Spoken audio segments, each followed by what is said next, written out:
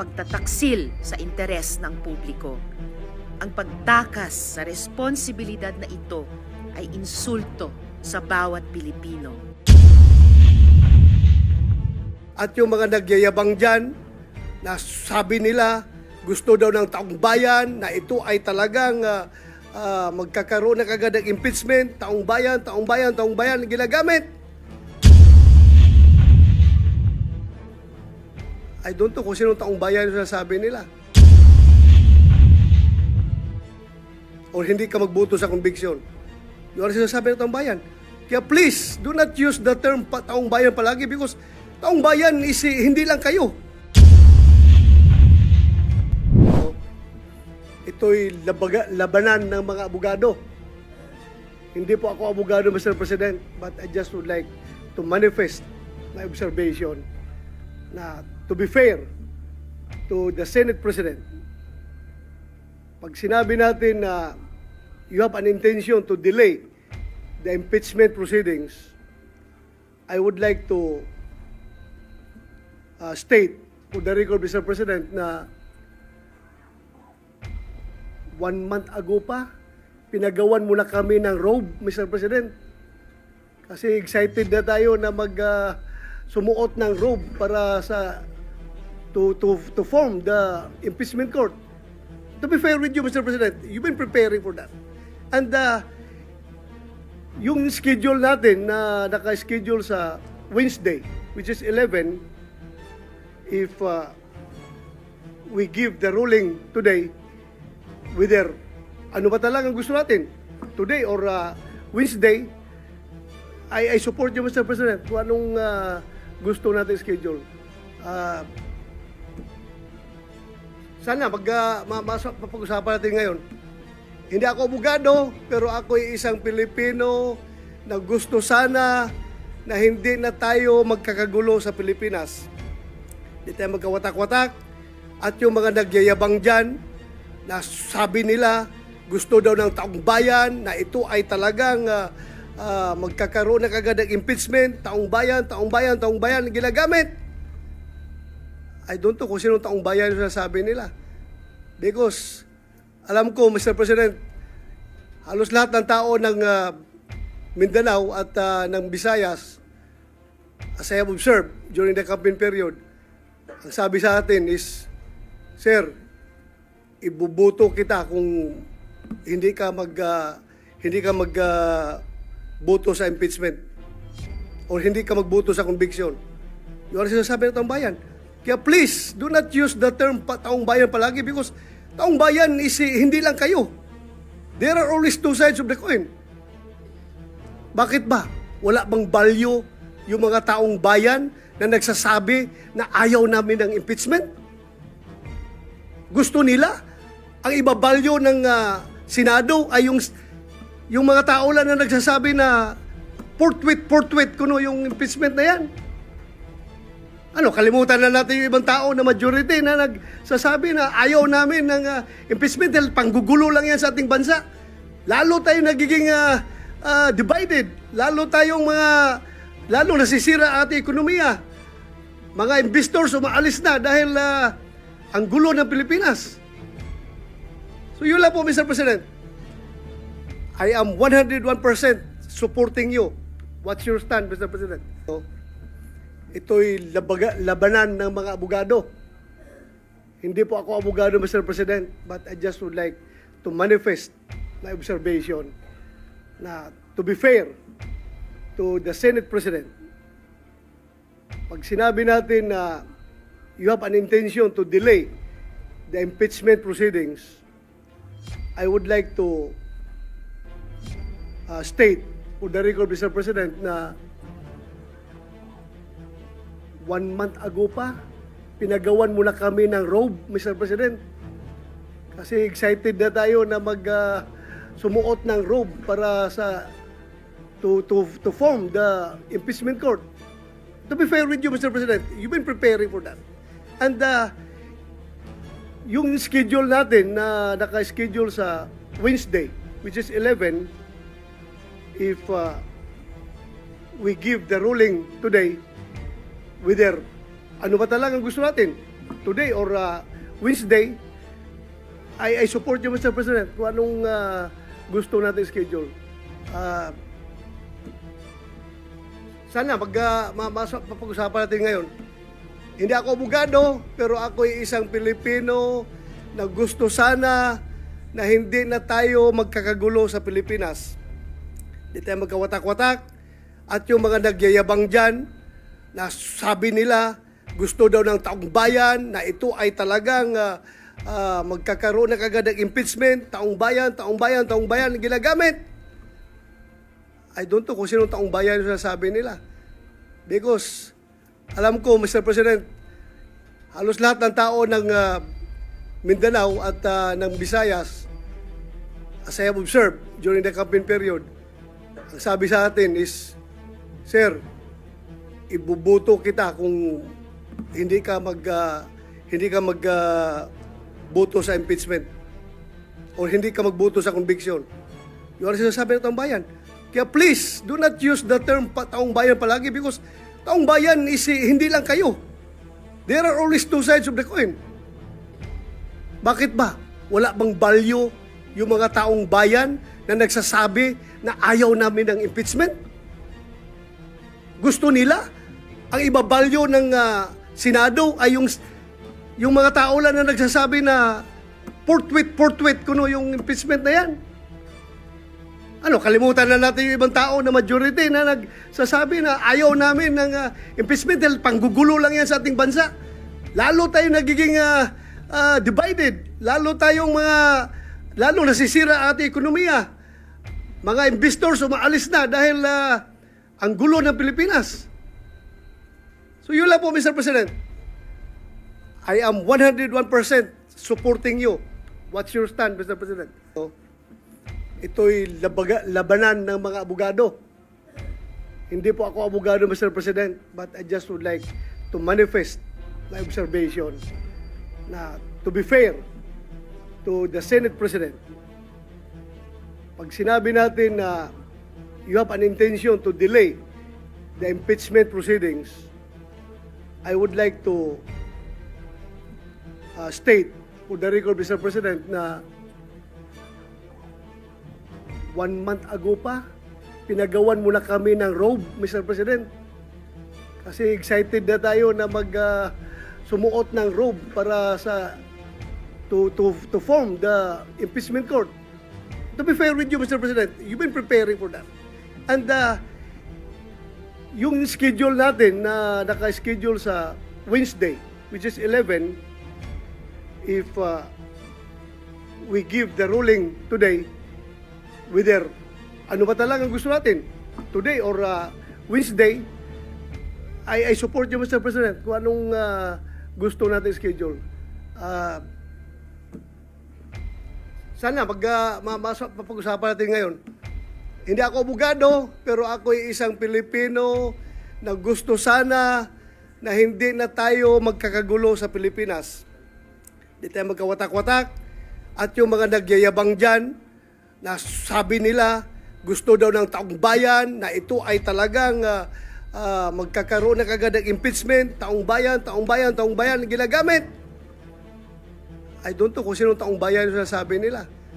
Because, alam ko, Mr. President, halos lahat ng tao ng Mindanao at ng Visayas, as I have observed during the campaign period, ang sabi sa atin is, Sir, ibubuto kita kung hindi ka magboto sa impeachment o hindi ka magboto sa conviction. Yung sinasabi ng taong bayan. Kaya please, do not use the term taong bayan palagi because taong bayan is hindi lang kayo. There are always two sides of the coin. Bakit ba? Wala bang value yung mga taong bayan na nagsasabi na ayaw namin ng impeachment? Gusto nila? Ang ibabalyo ng Senado ay yung mga tao lang na nagsasabi na forthwith kuno yung impeachment na yan. Kalimutan na natin yung ibang tao na majority na nagsasabi na ayaw namin ng impeachment dahil panggugulo lang yan sa ating bansa. Lalo tayong nagiging divided. Lalo nasisira ang ating ekonomiya. Mga investors umaalis na dahil ang gulo ng Pilipinas. So yun lang po, Mr. President. I am 101% supporting you. What's your stand, Mr. President? So, ito'y labanan ng mga abogado. Hindi po ako abogado, Mr. President, but I just would like to manifest my observation na to be fair to the Senate President, pag sinabi natin na you have an intention to delay the impeachment proceedings, I would like to state for the record, Mr. President, na 1 month ago pa, pinagawan muna kami ng robe, Mr. President. Kasi excited na tayo na sumuot ng robe para to form the impeachment court. To be fair with you, Mr. President, you've been preparing for that. And yung schedule natin na naka-schedule sa Wednesday, which is 11, if we give the ruling today, whether ano ba talagang gusto natin, today or Wednesday, I support you, Mr. President, kung anong gusto natin schedule. Sana papag-usapan natin ngayon. Hindi ako abogado, pero ako ay isang Pilipino na gusto sana na hindi na tayo magkakagulo sa Pilipinas. Hindi tayo magkawatak-watak. At yung mga nagyayabang dyan, na sabi nila, gusto daw ng taong bayan, na ito ay talagang magkakaroon na kagad ng impeachment, taong bayan, ginagamit. I don't know kung sino taong bayan yung sasabi nila. Because, alam ko, Mr. President, halos lahat ng tao ng Mindanao at ng Visayas, as I have observed during the campaign period, ang sabi sa atin is, Sir, ibubuto kita kung hindi ka magboto sa impeachment or hindi ka magboto sa conviction. Yun ang sinasabi ng taong bayan. Kaya please, do not use the term taong bayan palagi because taong bayan is hindi lang kayo. There are always two sides of the coin. Bakit ba? Wala bang value yung mga taong bayan na nagsasabi na ayaw namin ng impeachment? Gusto nila ang ibabalyo ng Senado ay yung mga tao lang na nagsasabi na forthwith kuno yung impeachment na yan. Ano, kalimutan na natin yung ibang tao na majority na nagsasabi na ayaw namin ng impeachment dahil panggugulo lang yan sa ating bansa. Lalo tayo nagiging divided. Lalo nasisira ang ating ekonomiya. Mga investors umaalis na dahil ang gulo ng Pilipinas. So yun lang po, Mr. President. I am 101% supporting you. What's your stand, Mr. President? So, ito'y labanan ng mga abogado. Hindi po ako abogado, Mr. President, but I just would like to manifest my observation na to be fair to the Senate President. Pag sinabi natin na you have an intention to delay the impeachment proceedings, I would like to state for the record, Mr. President, na 1 month ago pa, pinagawan muna kami ng robe, Mr. President. Kasi excited na tayo na sumuot ng robe para to form the impeachment court. To be fair with you, Mr. President, you've been preparing for that. And yung schedule natin na naka-schedule sa Wednesday, which is 11, if we give the ruling today, whether ano ba talagang gusto natin, today or Wednesday, I support you, Mr. President, kung anong gusto natin schedule. Sana papag-usapan natin ngayon. Hindi ako abogado, pero ako ay isang Pilipino na gusto sana na hindi na tayo magkakagulo sa Pilipinas. Hindi tayo magkawatak-watak. At yung mga nagyayabang dyan, na sabi nila, gusto daw ng taong bayan, na ito ay talagang magkakaroon na kagad ng impeachment, taong bayan, ginagamit. I don't know kung sino taong bayan yung sinasabi nila. Because, alam ko, Mr. President, halos lahat ng tao ng Mindanao at ng Visayas, as I have observed during the campaign period, ang sabi sa atin is, Sir, ibubuto kita kung hindi ka magboto sa impeachment or hindi ka magboto sa conviction. Yun ang sinasabi ng taong bayan. Kaya please, do not use the term taong bayan palagi because taong bayan is hindi lang kayo. There are always two sides of the coin. Bakit ba? Wala bang value yung mga taong bayan na nagsasabi na ayaw namin ng impeachment? Gusto nila ang ibabalyo ng Senado ay yung mga tao lang na nagsasabi na forthwith kuno yung impeachment na yan.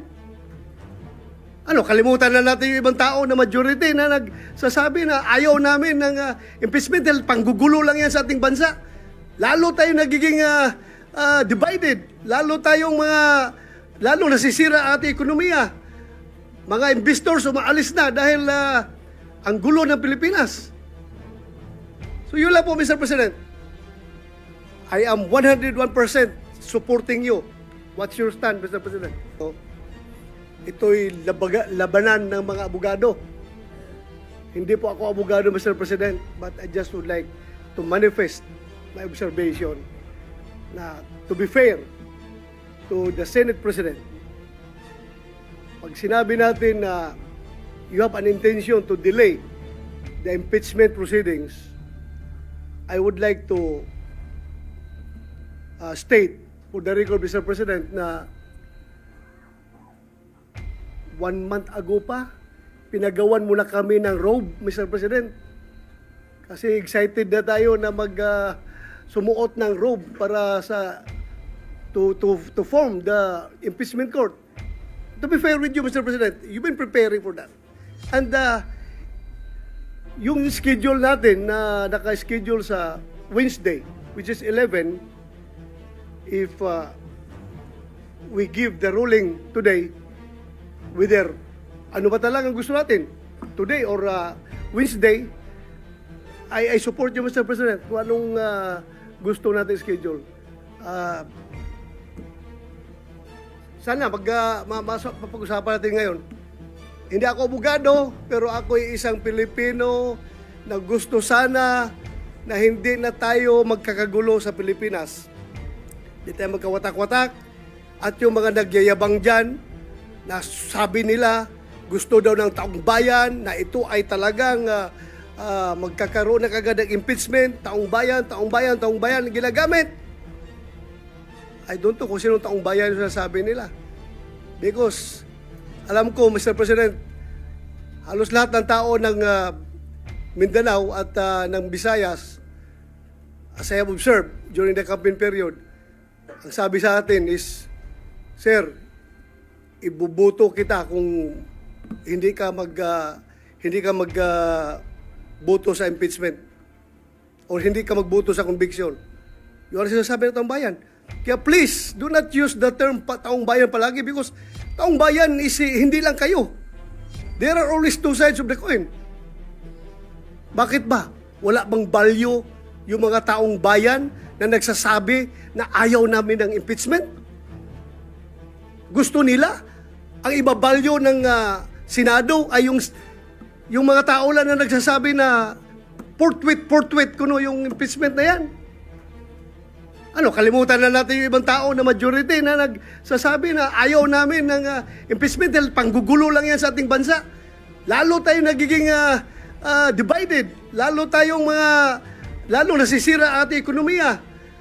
Mga investors umaalis na dahil ang gulo ng Pilipinas. So yun lang po, Mr. President. I am 101% supporting you. What's your stand, Mr. President?